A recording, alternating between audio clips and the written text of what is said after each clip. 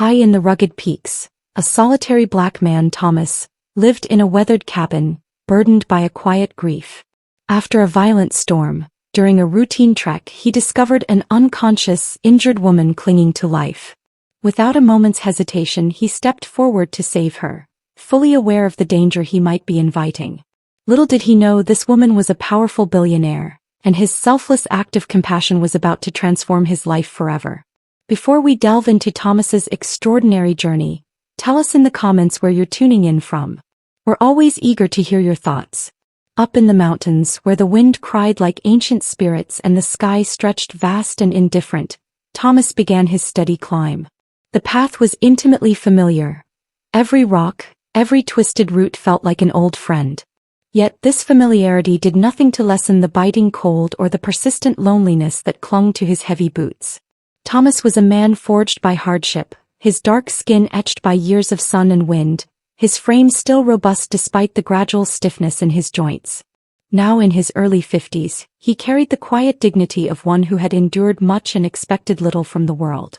His deep, dark eyes held a sorrow that never quite dissipated, an unseen yet ever-present wound.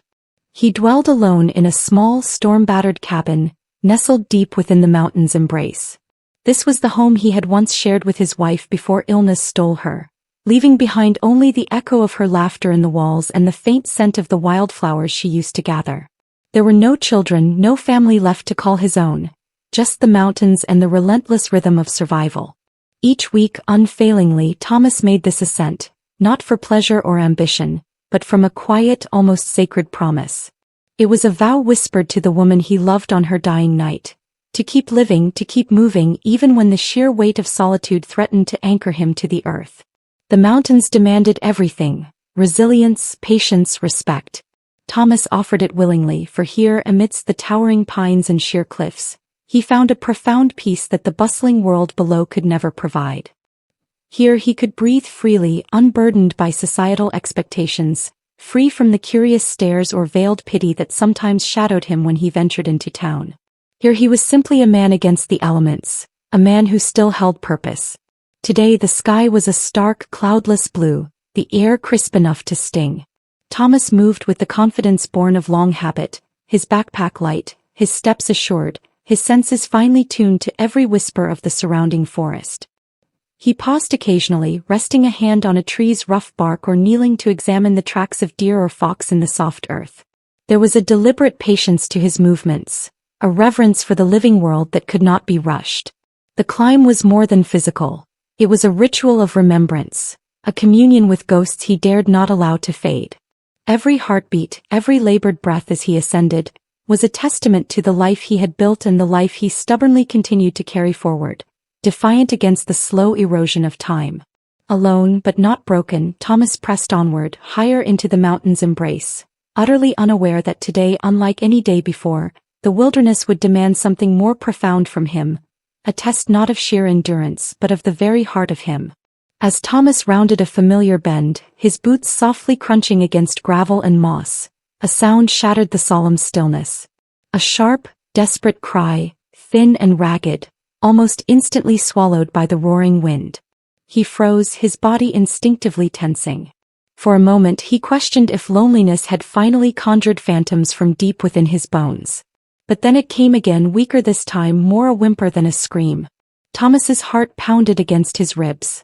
Without hesitation he adjusted his pack and scanned the dense treeline, the cliffs looming over the path, the jagged crevices below. His instincts, honed by years of navigating these wild slopes, pulled him towards a narrow deer trail, almost hidden by brambles, veering off the main path.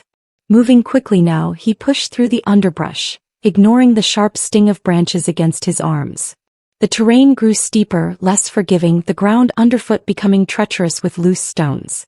Thomas pressed on, driven by something deep and unyielding within him.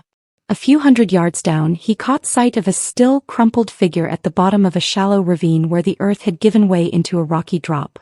His breath hitched. From this distance, all he could discern was a tangle of limbs and a mass of dark hair stark against the pale rocks.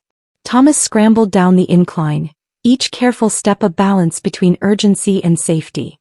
As he drew closer, the figure resolved into a young woman, dressed in expensive hiking gear now torn and mud-streaked. Her body was twisted unnaturally, her leg bent at an angle that made Thomas wince.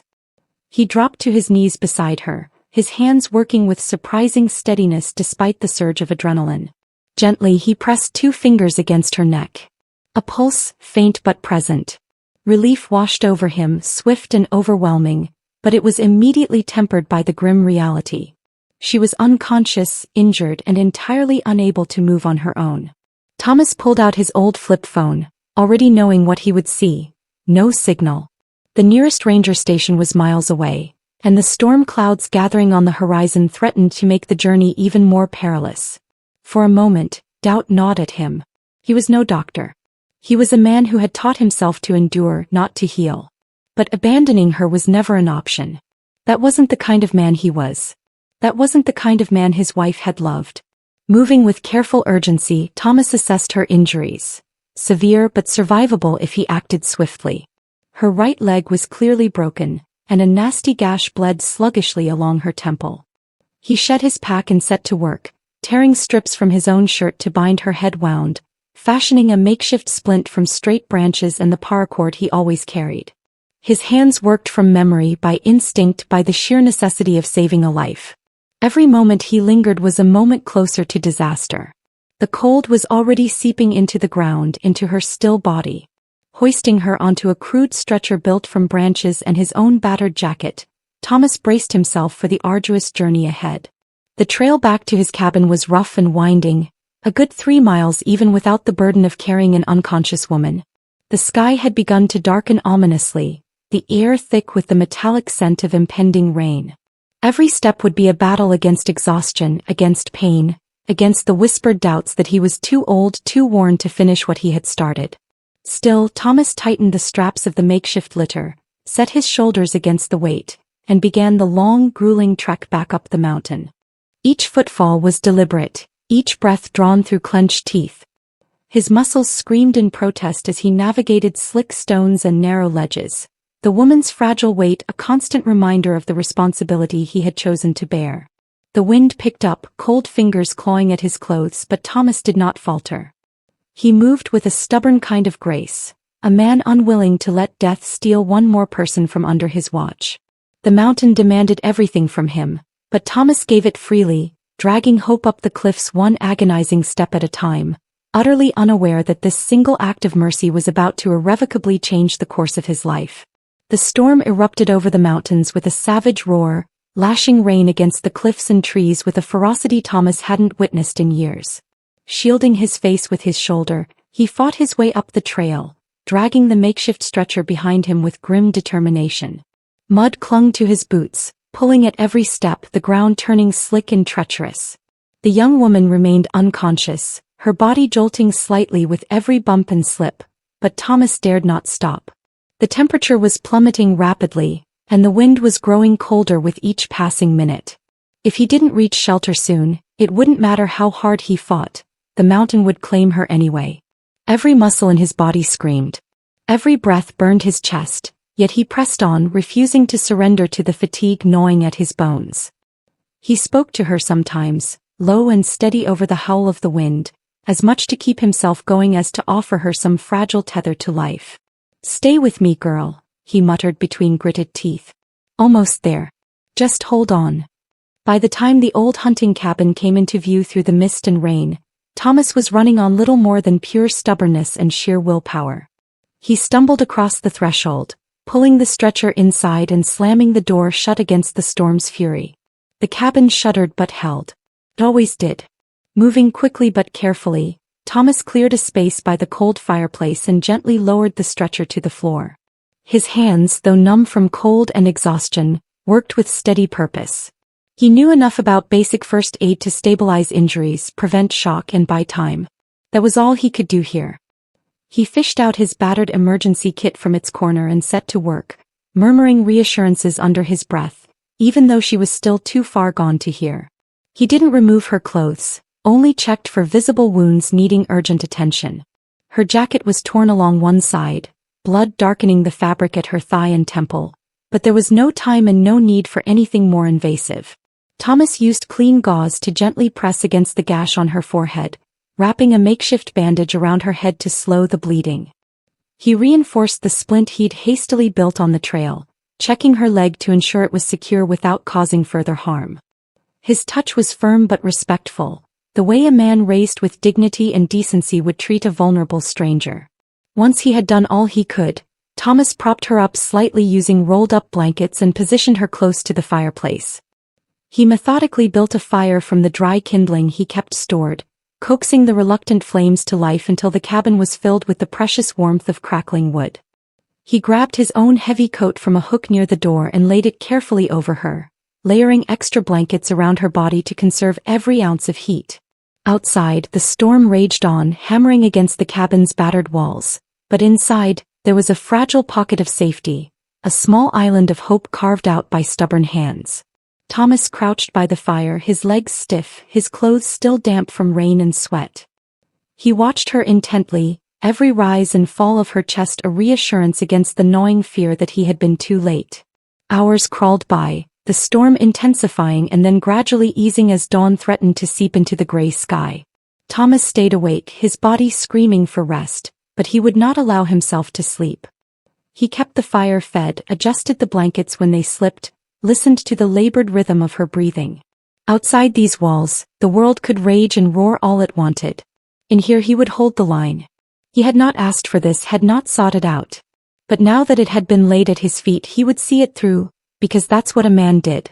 Because some promises, the ones made to no one but yourself, mattered more than anything else.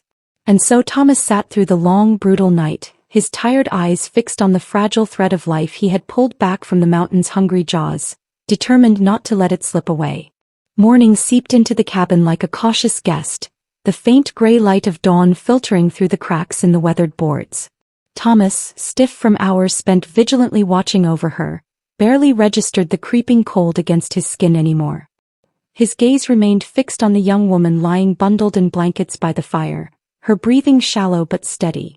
When she stirred, it was only a faint twitch at first, a soft sound like a broken sigh escaping her lips. Thomas leaned in, cautious, every movement careful not to startle her.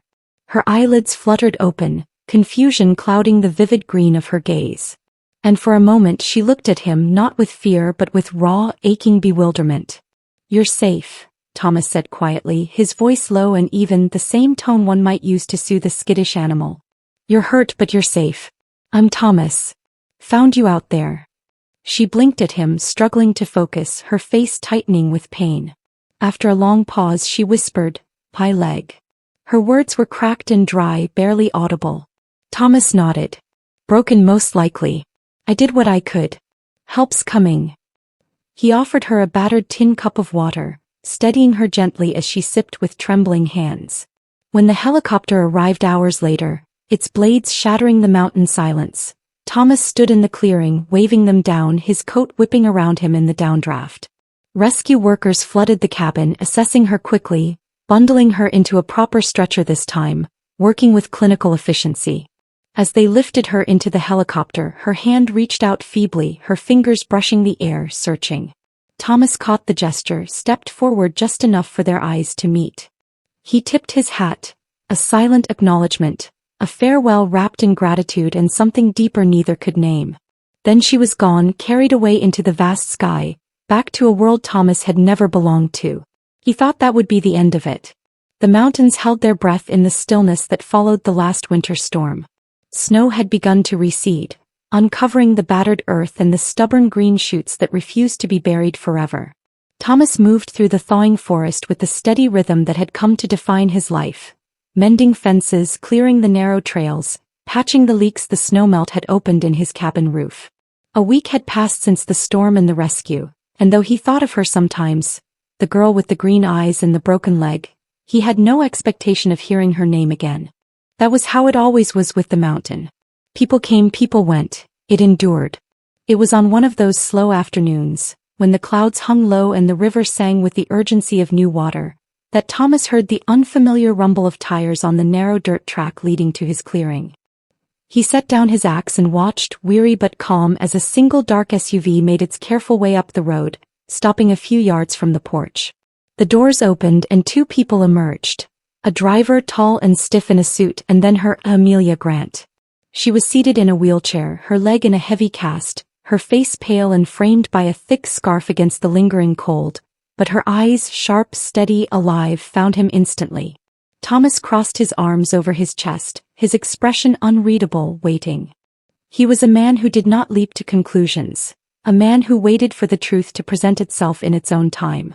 The driver pushed her forward, but Amelia lifted a hand and he stepped back, allowing her to wheel herself the last few feet until she came to a stop at the base of Thomas's porch.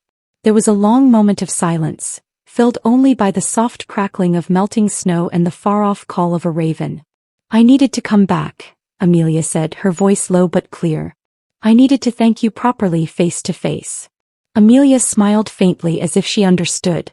"My name is Amelia Grant," she continued. "And you probably don't know me, but I'm the CEO of the Grant Group. I own a few companies and a few buildings and apparently some mountains too."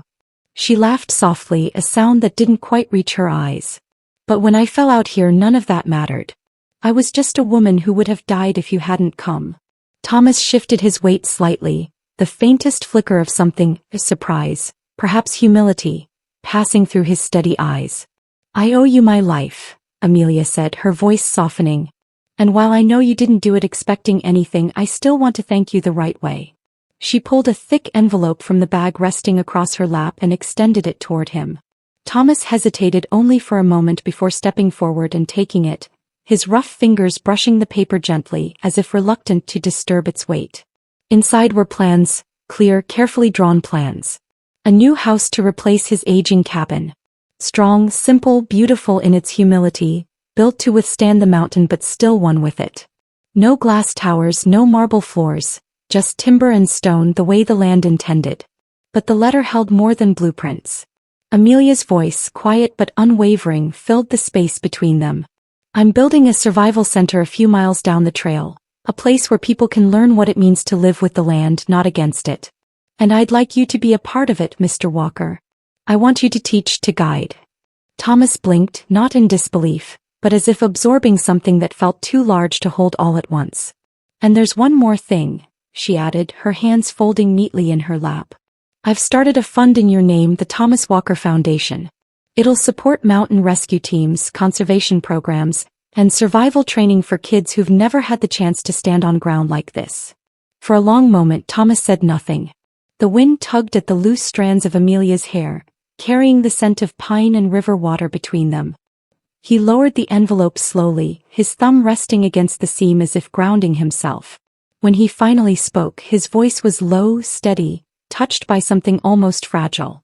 "I never did it thinking I'd get something back." "I know," Amelia said, smiling, and for the first time, there was a shine in her eyes that spoke of something deeper than gratitude. Thomas shifted again, the hint of a smile beginning to soften the lines of his weathered face. He took a deep breath, filling his lungs with the cool mountain air, then looked out across the woods as if seeking counsel from the hills themselves. When he spoke again, his words were slow, thoughtful. "You don't owe me anything," he said. "But if there's good that can come from it, if this place can teach folks to respect it, not just survive it." He paused, glancing down at the folder in his hand, then back at her with a quiet warmth. "Then I reckon we can call it even." Amelia laughed, a light sound carried on the breeze, and Thomas chuckled softly in return, a sound rare and rough-edged but genuine. The weeks that followed were filled with the quiet, steady sound of renewal. Craftsmen came, not with noise and bluster, but with hands skilled in the old ways, raising thick beams and laying stone with the reverence of people who understood they were not conquering the mountain but becoming a part of it. The new cabin rose where the old one had stood, stronger, warmer, but still bearing the soul of the place Thomas had called home for so long. Down the trail, the wilderness center took shape, a modest lodge tucked into the trees, with open windows that breathed with the forest and sturdy porches where visitors could gather to listen and learn. Thomas spent his days there now, guiding small groups along narrow trails, teaching them to read the signs of the land. The curl of moss on a tree trunk, the way the wind spoke before a storm, the tracks of deer woven through the brush. The Thomas Walker Fund quietly began its work, supporting mountain rescue teams, opening scholarships for inner-city youth to come and learn from the mountain itself. No fanfare, no news crews, just quiet, lasting change. Born from an act of kindness that had never asked for repayment. And Thomas, he remained where he belonged. He rose with the sun each morning, walked the ridgelines as mist curled around his boots, felt the earth steady beneath his feet. Visitors came and went, but the mountain stayed his home, stayed his heart, stayed. Sometimes, when the first stars pricked through the velvet sky and the fire crackled low in his hearth, Thomas would sit on his porch, feeling the living pulse of the land stretch out around him, and he would think softly, humbly, about how life, against all odds, had found a way to give something back. And for the first time in a long time, Thomas Walker smiled and meant it. He was not just surviving anymore. He was home. If you want us to share more meaningful stories, hit the like and subscribe buttons. Don't forget to turn on the notification bell to start your day with profound lessons and heartfelt empathy.